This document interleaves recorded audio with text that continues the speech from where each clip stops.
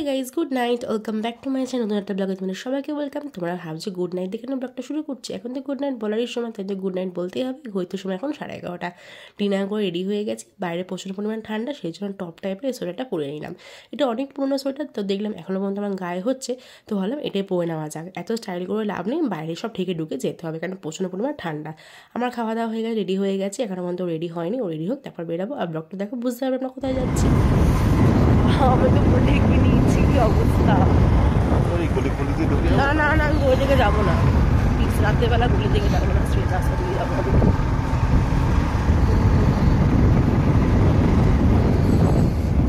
শীতকালে বিয়ে বাড়িতেই কিও শান্তি নেই, খেতে খুঁজে তো সোয়েটার পরতে হবে, তাতেও শান্তি।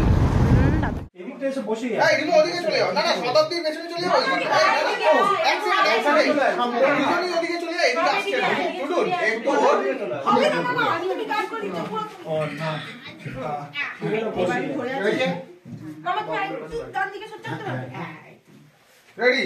ও একটা ছবি তুলি, দাঁড়া দাঁড়া। এই গোপাল চলে যা, তাড়াতাড়ি যাও। Happy birthday to you, happy birthday to you, happy birthday dear Moyu, happy birthday to you.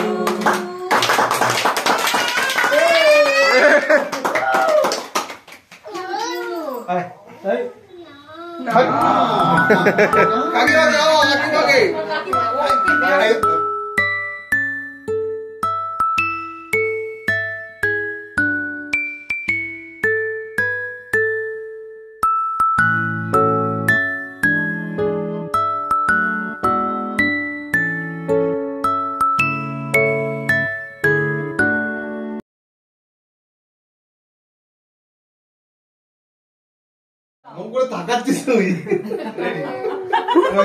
এবার খাওয়া গোপালকে, ওটা তোর ভাগ্যেই আছে, ঠিক আছে? বাবাই খাই দিবি।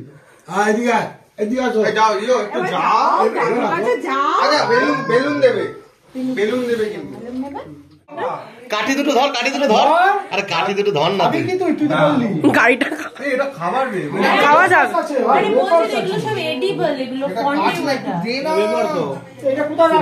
গাড়িটা খাওয়া যাবে সত্যি?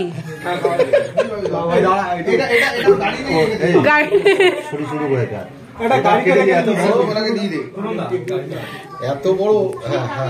হ্যাপি বার্থডে বল। হ্যাপি বার্থডে বললাম দাও। কত না স্ট্রবেরি আছে, স্ট্রবেরিটা নিচে ধর না গোপাল। দাও দাও দাও, এ খুব নাটক করে, দাও তো আমাকে। আশা করি তোমরা ব্লগ দেখে বুঝে গেছো আমরা কোথায় এসেছিলাম। আমরা এসেছিলাম মইকে জন্মদিনে। হ্যাঁ, ও জন্মদিন ছিল, তো 12টার পর কেক কাটা হবে, তাই জন্য আমরা সবাই এসেছিলাম। আর কেকটা খেতে কিন্তু বেশ দারুণ ছিল টেস্ট। তারপরে কেক খেয়ে রোল খেয়ে কিন্তু আমরা বেরিয়ে গেছি। এখন মনে হয় একটা ক্রসও করে গেছিলো, তো এখানে দাঁড়িয়ে আমরা সবাই এখন ফটো তুলবো, তারপরে কিন্তু বাড়ি যাবো। আর বাইরে বেরিয়ে কি ঠান্ডা, আর ঘরে কি গরম লাগছিলো।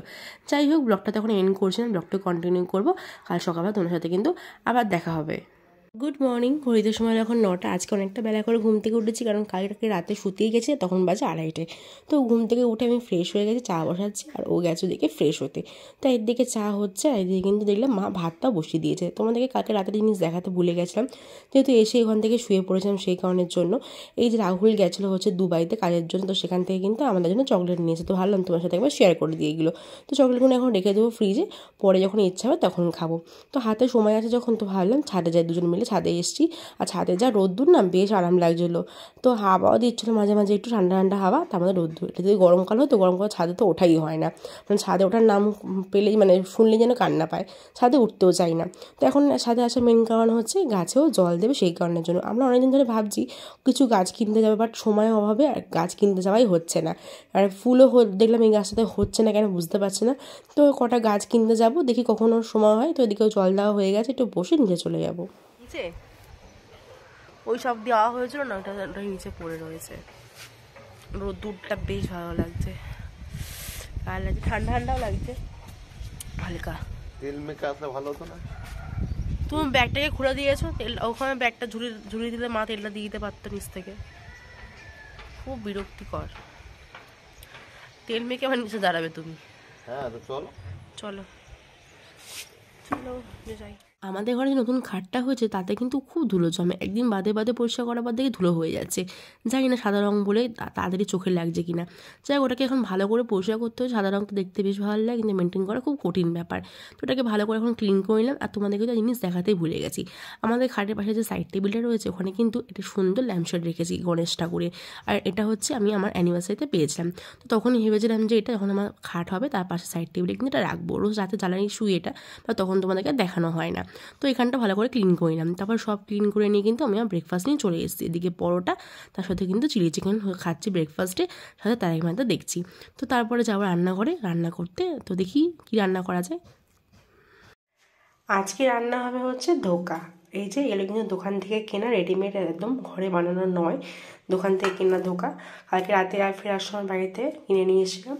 আর এখানে যে আলু কাটা রয়েছে, এদিকে টমেটো আর লঙ্কা, আর আজকে এটা আদা দিই, মানে আদা ঘষেছি। আদা রসুন পেস্ট দিয়ে খেতে একদম ভালো লাগে, শুধু আদা দিয়ে করি, টেস্ট হয়। তো চলো রান্নাটা করবো।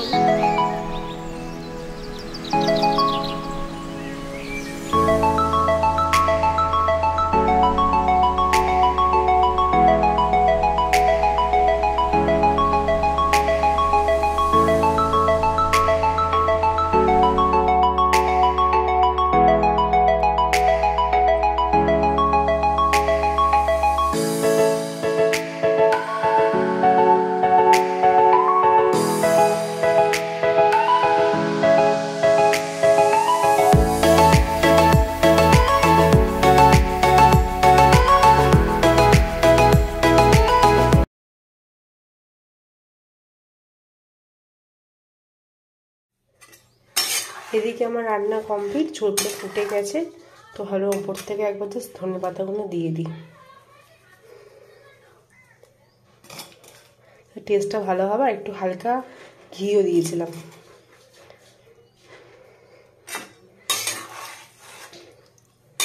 ব্যাস কমপ্লিট, এবার ঢেকে এটা রেখে দেবো। গুড আফটারনুন, হইতে সময় হলো এখন 1টা।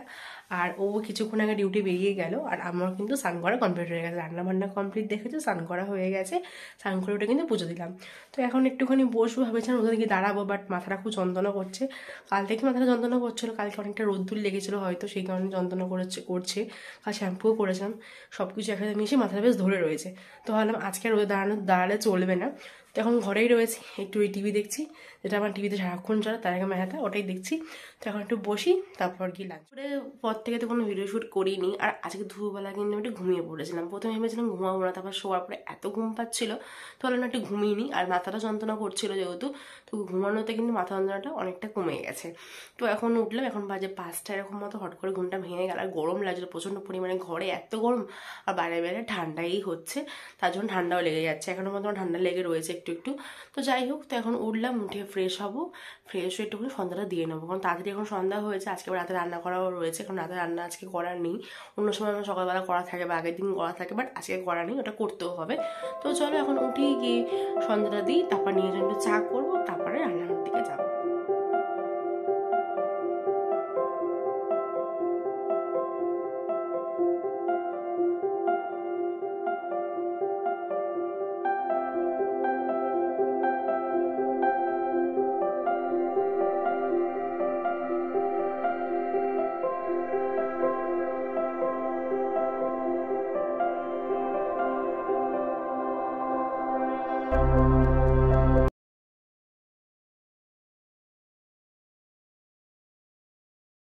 চাটা খেয়ে মাথায় একটু তেল দিয়ে নিলাম। তো আর এখন করবো হচ্ছে ডিমের তরকারি, তাই জন্য ডিমগুলোকে সিদ্ধ বসাতে হবে। তো রান্নাঘরে এখন চলে এসেছি। তো চলো, রাতে তরকারি ভেবেছিলাম ফার্স্টে ঘুগনি করবো, তাহলে না ঘুগনি মটর করবো না আজকে, ওটা অন্য কোনো দিন করবো। তো আজকে একটু আমি ডিম কষা করি, খুব ডিম কষা খেতে ইচ্ছে করছে, তো ডিম কষাটাই করবো এখন। তো স্পেশাল করে সিদ্ধ বসিয়ে দেবো, তাড়াতাড়ি হয়ে। ডিম আলু প্রেসারে দিয়ে দিয়েছি। অ্যাকচুয়ালি ও অমলেট খেতে বেশি ভালোবাসে, বাট রুটির সাথে তো অমলেটটা ভালো লাগে না, এটা ভাত দিয়ে ভালো লাগে। তো ভাবলাম না, এখন সিদ্ধ করেই বসে, অমলেটটা পরে অন্য সময় করে দেবো ওকে। বাহ, একবার স্পেশাল করে ঢুকে গেছে এরকম হ্যান্ডেলটা।